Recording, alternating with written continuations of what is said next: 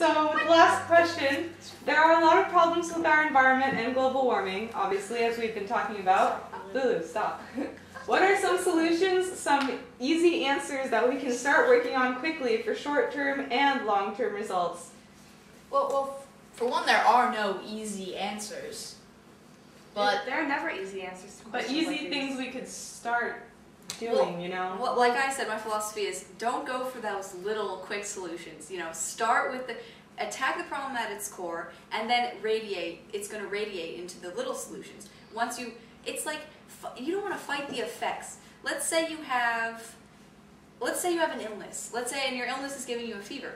Just making the fever go away isn't going to make the illness go away. You have to fight the illness, and then the fever is going to go away. So with this problem, we can't say, oh, I'm going to, do my best as a citizen to, save the environment.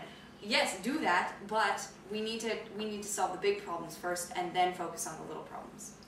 Exactly, because a lot of videos you see come on and say, well, turn off the water when you brush your teeth. That saves the gallons. It's not going to fix much.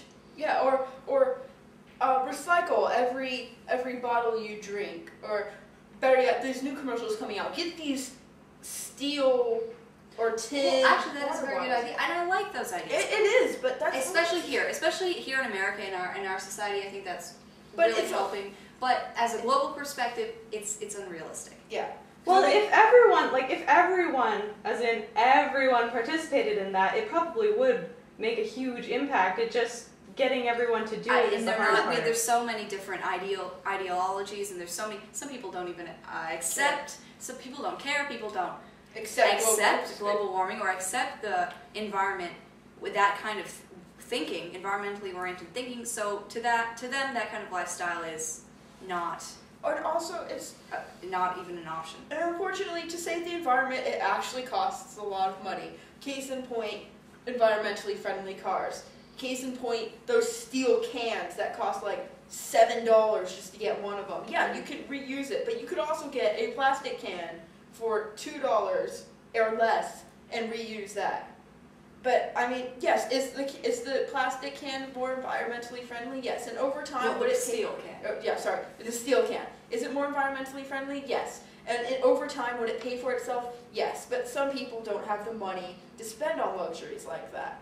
Unfortunately, things to help the environment. Things to help the environment cost a lot of money. If we made it cheaper to help the planet, a lot of people would do more. Sorry. Okay. Me, I am a very lazy person. In fact, what I usually do when I go home is I go straight onto the computer and that's about it. And sometimes I play the PS2. Silent Hill is a good game.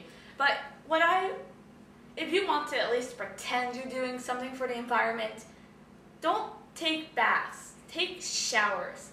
And don't take those long, 2-hour-long showers where you're like, no, just take a quick 10-minute shower. You have no idea how much water you'll save and how much you'll save on your water bill, too.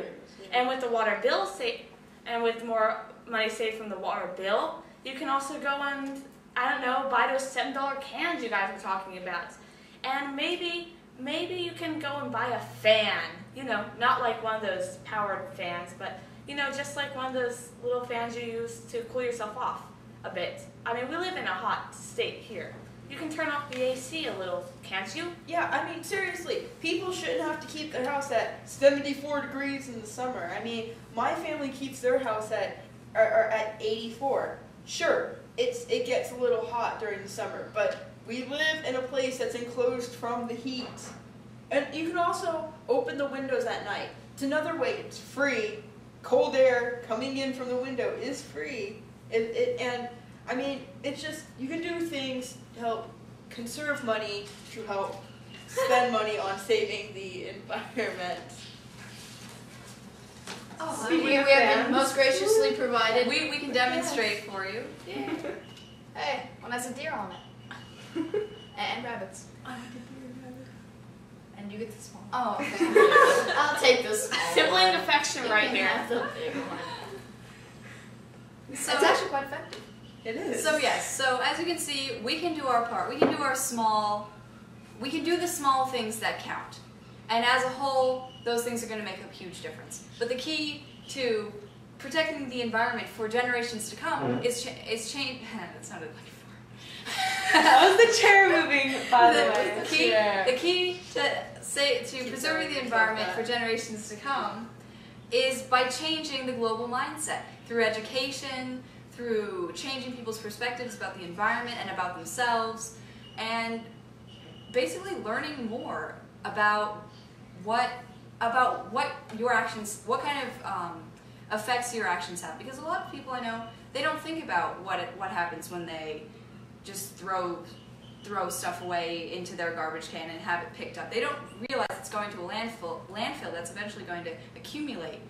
So just, you know, educate. I think education is really the way to go. Hey, Anyone else?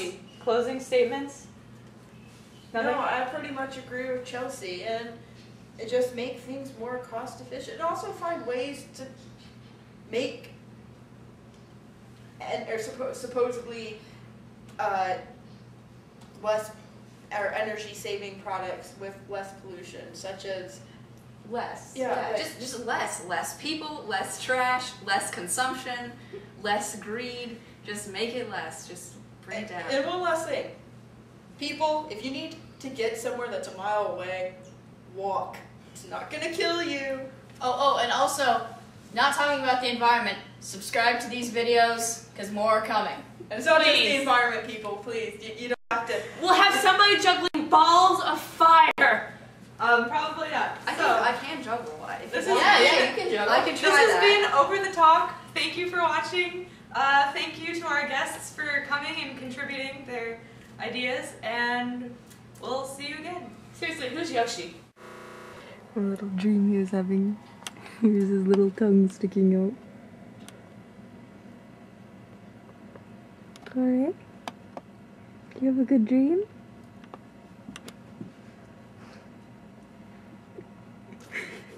Hmm.